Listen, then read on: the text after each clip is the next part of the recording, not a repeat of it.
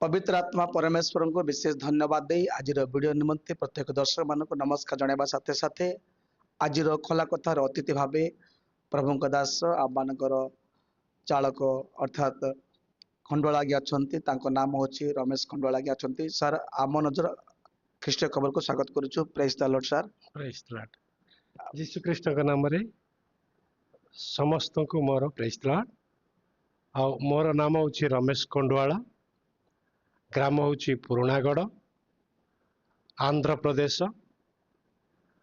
आ मोर दुईटी संतान गोटे पुओ गोटे झील मु एबे ख्रीष्टंकर सेवा कार्य करुअछि चालक भाव आ गोटे नूतन मंडली गठन करी मु से मंडली रे मु चालक भाव प्रिय दर्शक बंधु मैंने आम शुणा पारिलु आज्ञा नाम ताको निज गाँ घर प्रकृत निजर जन्ममाटी कौटी आउ कौन ताको परिचय पदे आउ टिके जानिया पाइ जिबा सर प्रकृत भाव आपनकर निज जन्ममाटी कौटी मोर जन्ममाटी हूँ आंध्र प्रदेश पुरागढ़ ग्राम मोर अजागर ग्राम हूँ रायगढ़ उपलड़ा रायगढ़ पाखरे कुजासिंगी आउ से कुजासिंगी भरत पाइक मु भणजा आउ सेठी मोर मामू मान अच्छा आ माला जाति रे मु जन्मग्रहण करी प्रभु मते से जाति भीतर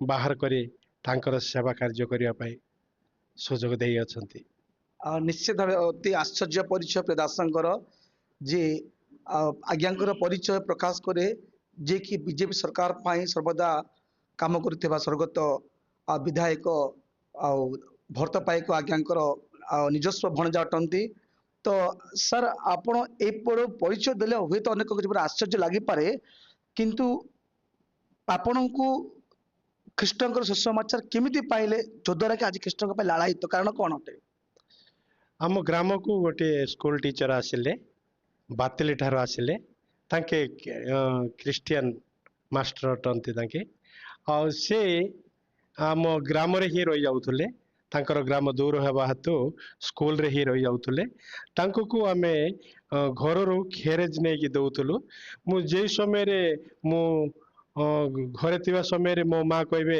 आज्ञा को पई कैरेज नेबागु नहीं कि जाओ बोले कौथुआर से कैरेज नहीं कि जीवा समय रे आज्ञा मते बसई तांका ये बाइबल बाहर करी मते प्रभुंकर वाक्य गुड़ाक शुणुथुबारु मते बहुत प्रभुंकर आश्चर्य विषय गुड़ाक मते मो हृदय को स्पर्श कला करी मु बाहर को प्रकाश करी नहीं किंतु भितरे भितर हृदय भितर मु प्रभु को भल पाउतली निहाती आउ एक आश्चर्य भाव प्रभु दास सुसमाचार पाई तो निश्चित भाव कृष्ण सुसमाचार पाइबा पूर्व निहाती आपण विभिन्न देवादेवी पूजा करेंगे अनुभूति कौन बर्तमान ख्रीष्टर सेवा जो करते ख्रीष्टर अनुभूति कौन कौटा आपको सत्य भी लगुच कहूँ मु हिंदू रे थिला समय रे अनेक पूजा करुथुवार कार्तिक मासरे कार्तिक पूर्णि दिन सकाळ उठी गाधौथुवार आ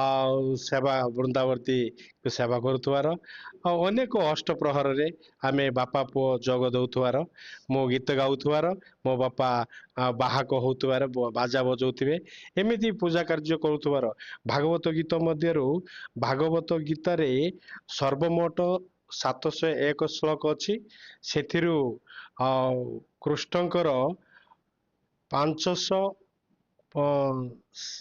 574 आउ कृष्ण अर्जुन कर 85 आउ संजय कर 41 धृतराष्ट्र केवल 1 यही सर्वमोट 701 श्लोक रही मु पढ़ुथुबार किछि जोटी बुझी पारिबार नहीं सेतबेले अन्य मानक पाखरे भी बुझुथुबार पढ़ुथुबार किंतु एई मोर मनरे परिवर्तन किछि देखा जिबार नाही जेतेबेले यीशु ख्रीष्टकर वाक्य पढ़िली मोर स्कूल टीचर मते तांकर नाम हूँ मालिया बांगारी तांके नूतन नियम देले से नूतन नियम पढ़िबा द्वारा मु आस्ते आस्ते मोर जीवन रे जहा खराब काम थिला मद पीबार आओ ताश खेलिबार इत्यादि ये खराब काम गुड़ाक जहाँ थिला मु नूतन नियम पढ़िबा द्वारा आस्ते आस्ते ଦୂର ହୋଇଗଲା।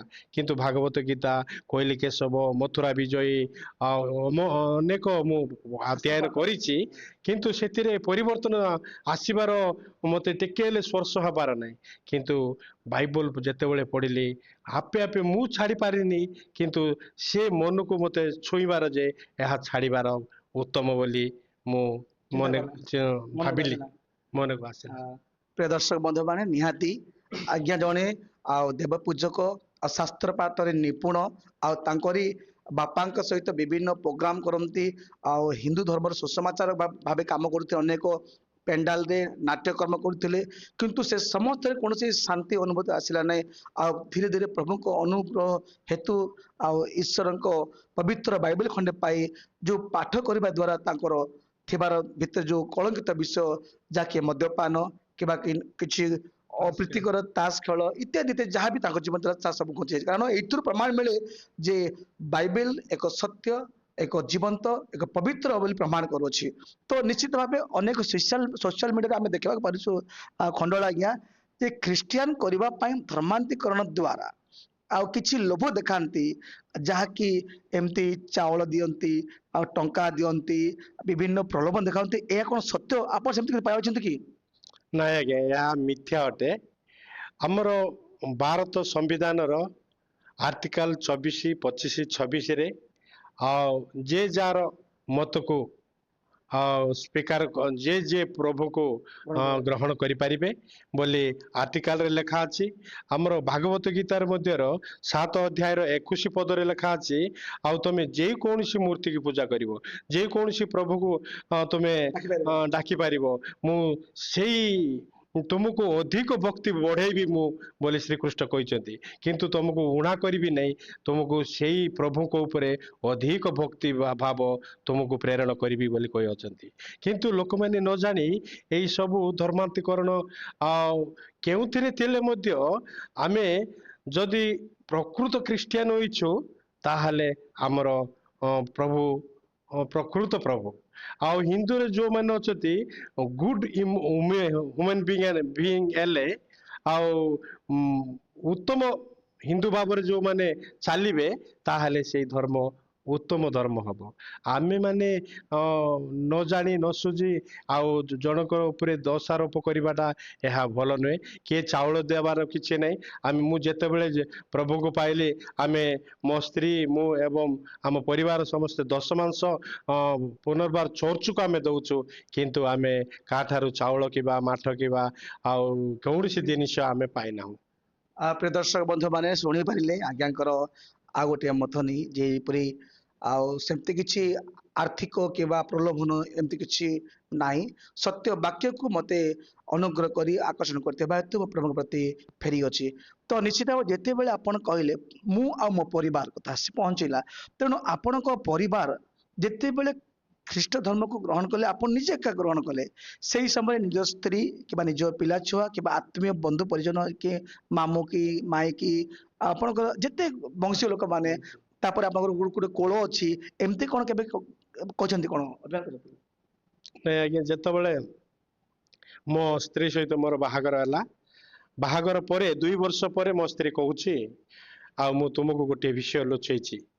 କଣ ବୋଲି କହିବାରୁ, ସେ ଆଶ୍ରମ ସ୍କୁଲରେ ପାଠ ପଢୁଥିଲା, କନ୍ୟା ଆଶ୍ରମରେ ପଢୁଥିବା ସମୟରେ ତା ସାଙ୍ଗସାଥି ମାନଙ୍କ ସହିତ ସିଏ ମଧ୍ୟ ଗିର୍ଜାକୁ ଯାଉଥିଲା।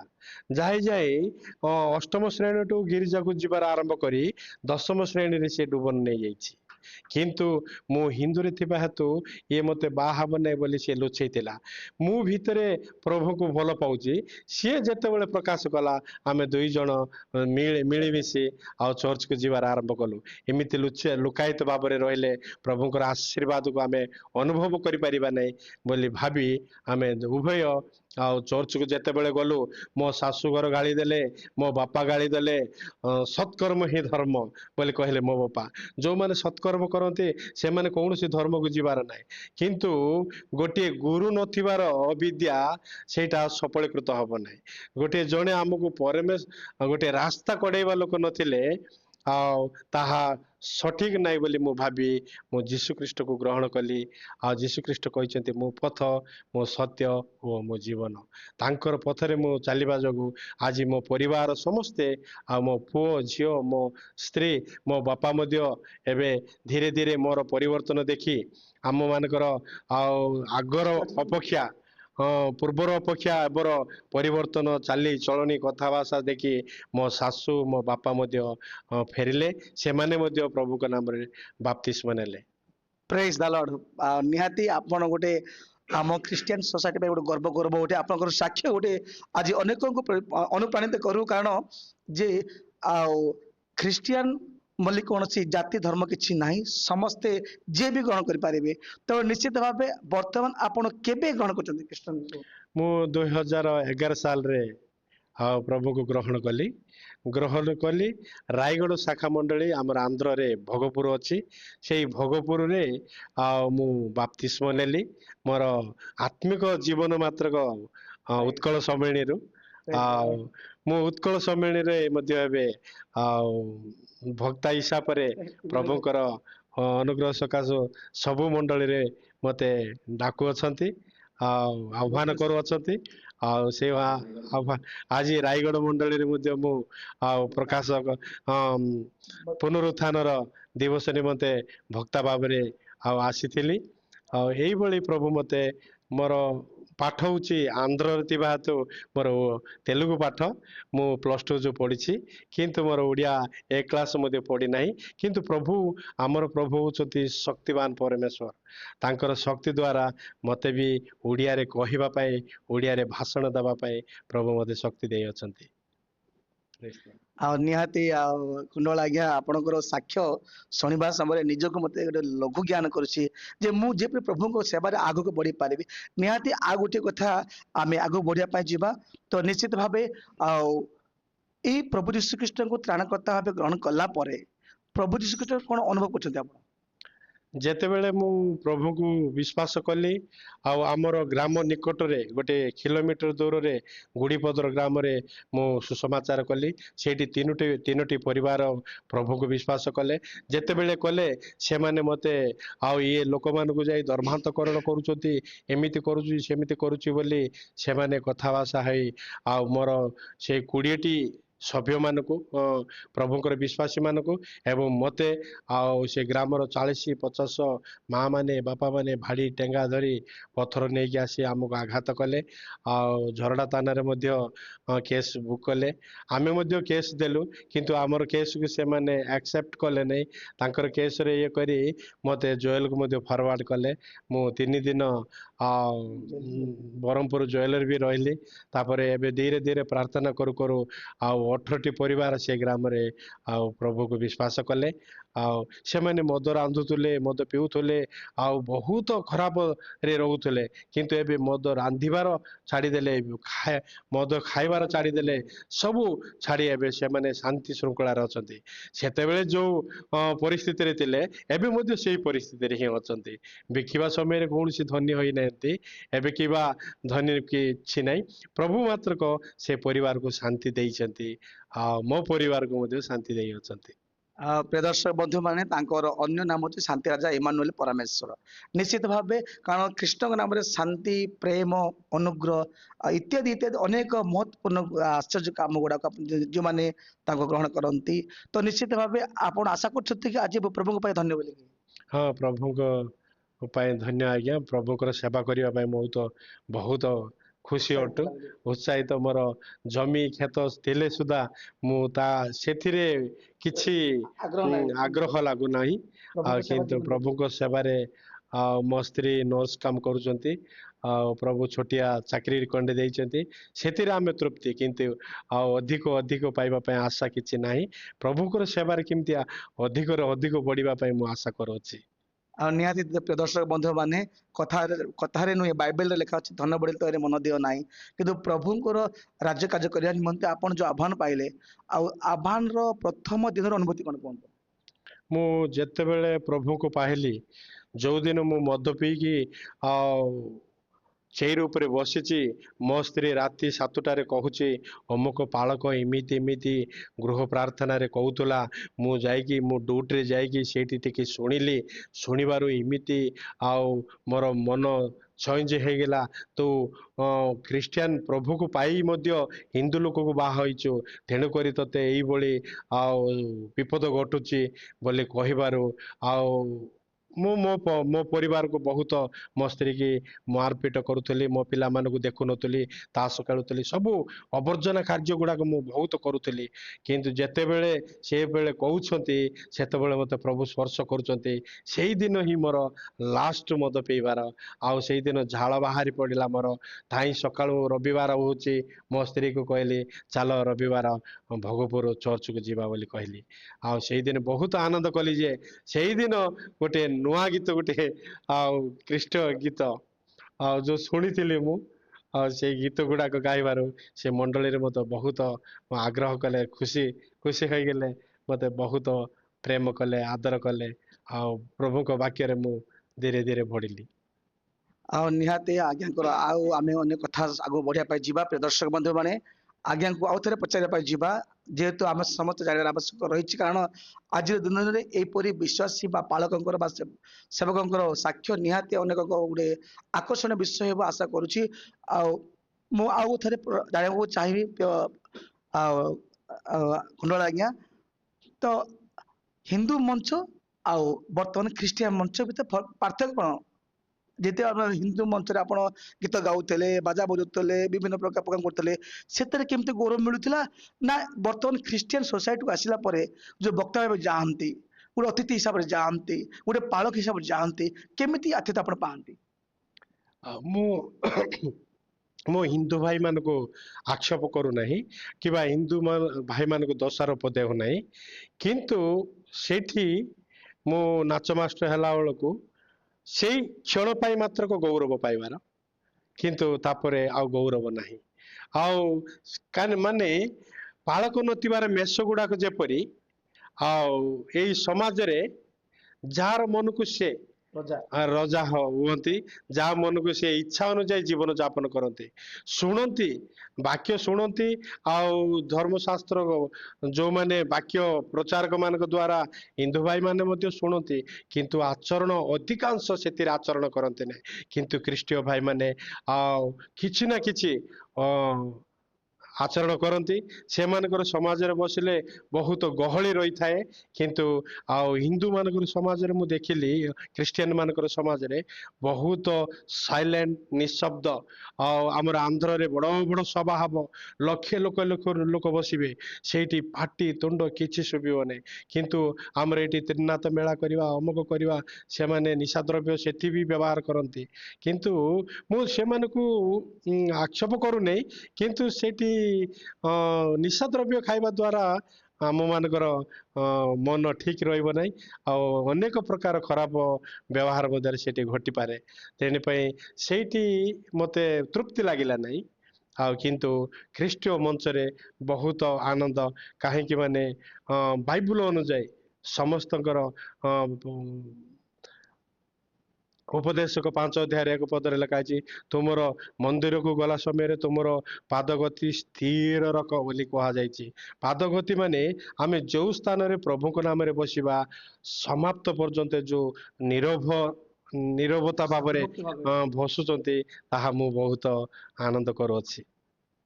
ନିହାତି ଆଉ ଆଜ୍ଞା ଆପଣ ମାନଙ୍କର ଯୋଉ ସାକ୍ଷ୍ୟ ଅନେକ ଶୁଣିଛନ୍ତି ପ୍ରିୟ ଦର୍ଶକ ବନ୍ଧୁ ମାନେ।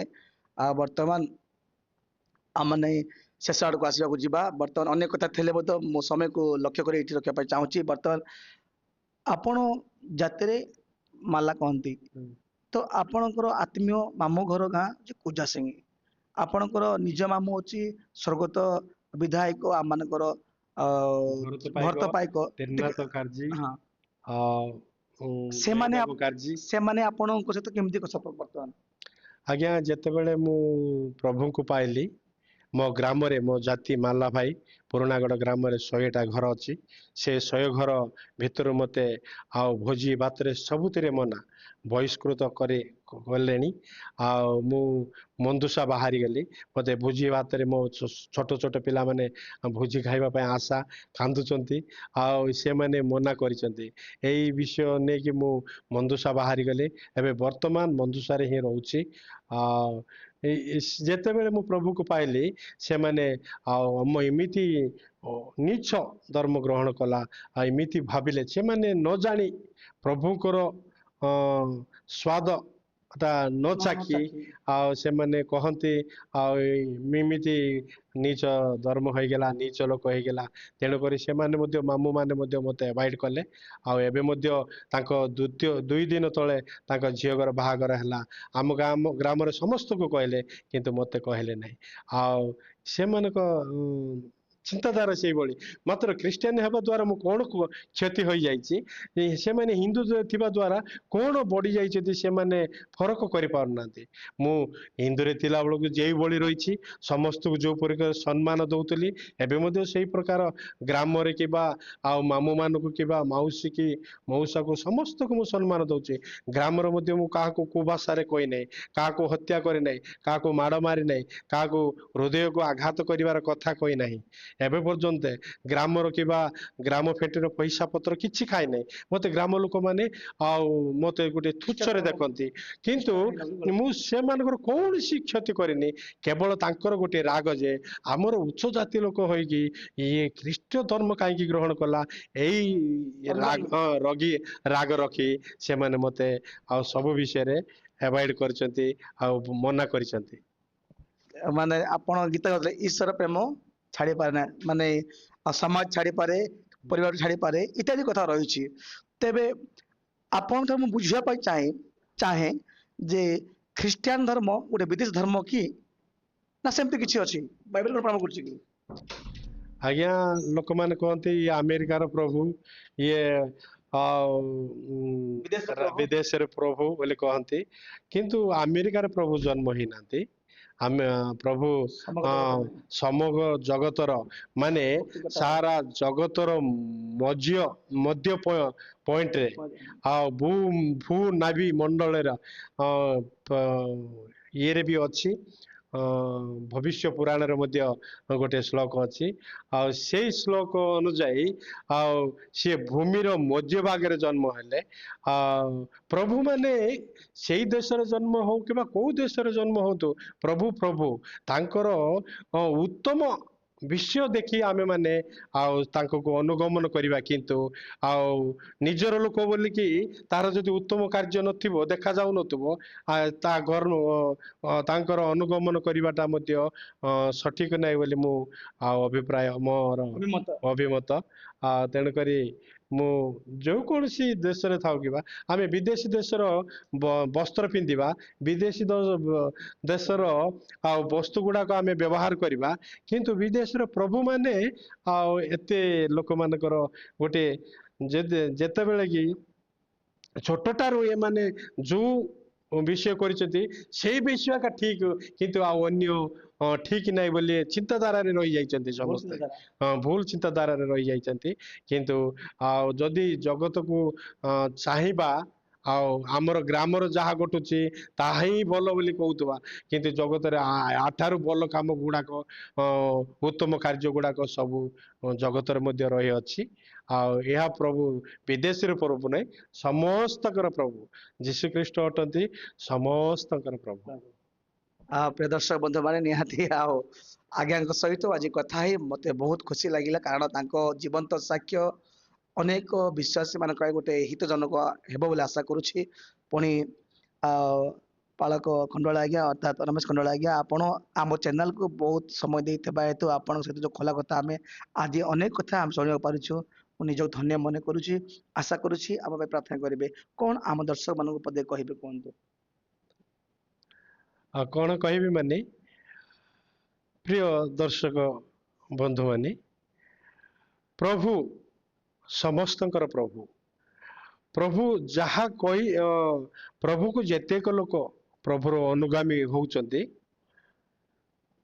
ବାକ୍ୟ ଅଧ୍ୟୟନ କରୁଛନ୍ତି ବାକ୍ୟ ଅନୁଯାୟୀ କର୍ମ ମଧ୍ୟ କରିବାକୁ ପଡିବ ଯଦି ବିଶ୍ୱାସ କର୍ମ ବିନା ବିଶ୍ୱାସ ବୃଥା ମୃତ୍ୟୁ ବୃଥା ବୋଲି କହିଛି ଆମେ ବିଶ୍ୱାସ କଲେ ସୁଦ୍ଧା ବଡ ହୋଇଯିବ ନାହିଁ ମାତ୍ର ବିଶ୍ୱାସର ସହିତ କର୍ମ ମଧ୍ୟ କରିବାର ଅଛି ବୋଲି ମୁଁ ସମସ୍ତଙ୍କୁ ଏଇ ଚ୍ୟାନେଲ ମଧ୍ୟରେ ସମସ୍ତଙ୍କୁ ଅନୁରୋଧ କରୁଅଛି ବହୁତ ବହୁତ ଧନ୍ୟବାଦ ପ୍ରିୟ ମଣ୍ଡଳ ଆଜ୍ଞା ଆପଣ ମାନେ ଅନେକ ପରିଶ୍ରମ କରି ପ୍ରଭୁଙ୍କ ପାଇଁ ଆଜି ଡେଡିକେଟ ହେଇ କାଟୁଥିବା ହେତୁ ଆମେ ବି ଖୁସି ଅଛୁ ଆଉ ଆପଣ ଦର୍ଶକ ବନ୍ଧୁ ମାନେ ଆପଣ ମାନେ ଯାହାଙ୍କ ମୁଖରୁ ତାଙ୍କ ଟେଷ୍ଟ ମନି ଶୁଣୁଥିଲେ ସେ ଜଣେ ହୁଏତ ଆଉ ଏଇ ଜଗତ ପାଇଁ ଅନ୍ୟ ଗୋଷ୍ଠୀ ଲୋକ ହେଇପାରେ କିନ୍ତୁ ଗୋଟେ କଥାର ଅଛି ଲୋକବାଣୀ ଅଛି ଆ